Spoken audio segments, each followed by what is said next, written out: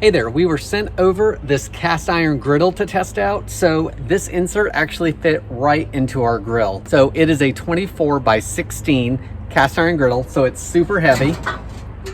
It's got really good weight to it. And all we did was we took out our grid and then we set this on top of the flavor bars because we actually have a Weber.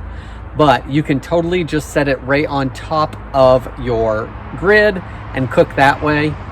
You could also use it on a gas stove inside. It would give you a griddle for there. Last night we cooked chicken on it and everything cooked up really nicely on it. My wife actually did the grilling and I was doing the filming, and she said everything browned up nicely and then the chicken released really fast to flip and cook the other side. It was pretty non-stick.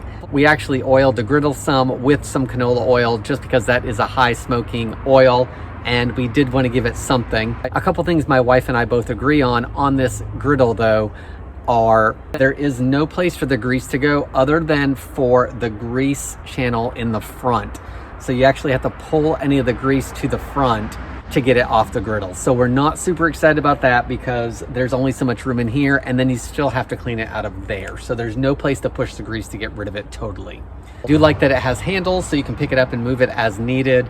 I like that it fits perfectly in here and that we can actually still shut the grill, and even if our grids were in here we'd still be able to shut the grill. For our grill size, it actually takes the entire space up where the grids were, which is nice. If you've been wanting to try a flat top and you just don't want to buy a separate flat top, or if you want something versatile that can be used in the house on your stove if you have gas burners, or out here on one of the grills, whether it be gas grill or even your charcoal grill, I hope this helps you decide on if this is a good product for you.